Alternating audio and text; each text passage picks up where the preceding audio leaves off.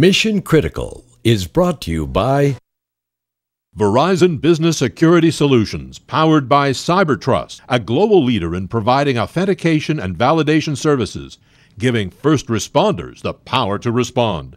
To learn more, visit verizonbusiness.com. When disasters strike, chaos ensues. Organize, respond, verify, and control access with CoreStreet. We make credentials work. Microsoft delivers secure, interoperable technology solutions for the mission-critical business of government. If it's important to you, it's mission-critical to us. Please visit Microsoft.com/government.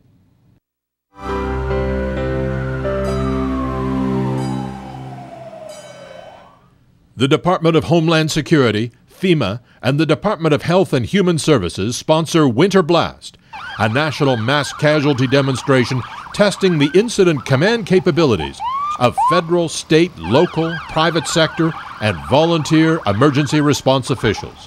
Medical personnel have been dispatched and local hospitals are receiving victims from multiple explosions across the Northeast.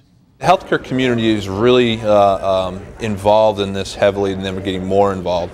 A lot of our volunteer personnel, when we have disasters, are from the medical community, and they've organized themselves very well, especially through the Department of Health and Human Services, in bringing together their volunteer folks, their emergency volunteer corps. Philadelphia.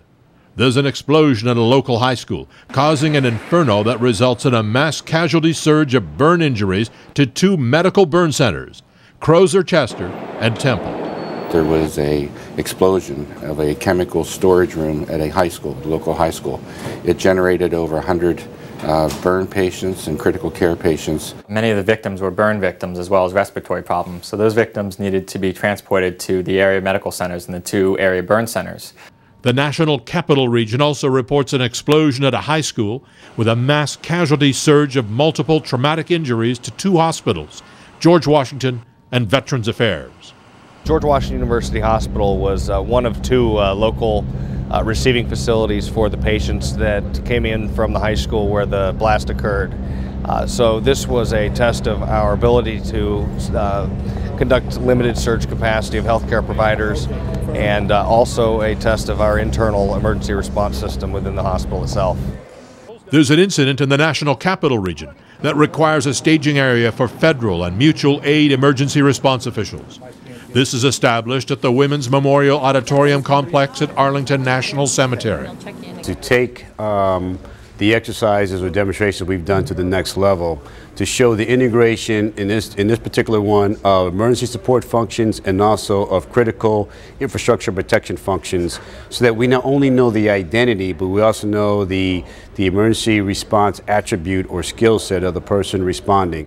Federal emergency response officials within the National Capital Region, who are essential government personnel, assemble at a rally point on the Arlington Cemetery grounds to egress to relocation sites. The exercise today that we ran was to look into some of the different areas, especially in the medical area, on how we're doing credentialing, i.e., how do we know who people are that are showing up at incident sites or at venues where we're needing additional assistance.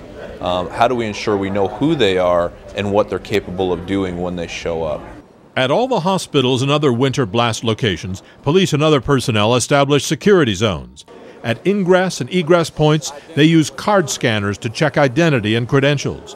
The scenario is based on our ability to receive individuals who are coming to offer their services, to verify who they are, and to be able to use them to take care of patients when we'll be in the midst of a surge. For the first time ever, we actively were credentialing staff who were not Temple staff to be able to work in our hospital. And that was something that we had never really been involved in before, and that was the single most important goal that we had. Healthcare community is a prime way to do it, just because we've all heard the stories in the press of people being in the wrong place at the right time, or they're just trying to assist. And I just think we're really trying to make sure that we send the best people to the locations as possible.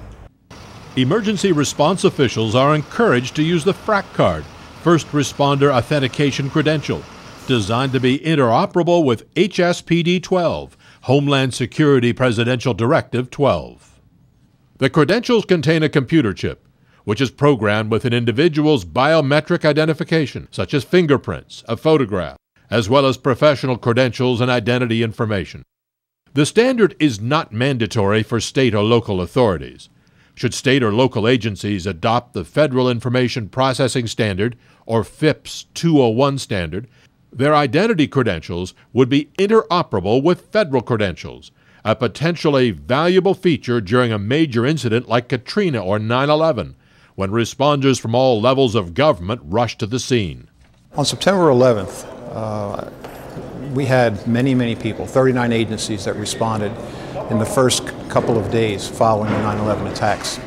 As you can imagine, probably at their heart, they wanted to do the right thing and they were there to help. They were doctors, lawyers, people who worked in government, who worked in transportation, who worked in contracting, who worked in any kind of government entity you can imagine, including construction, firemen, policemen, people who were there to help.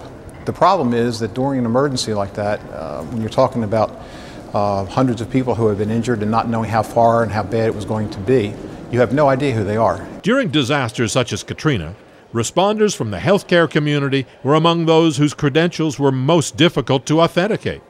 In Winter Blast, the focus is on medical personnel in both the National Capital Region and the Philadelphia area.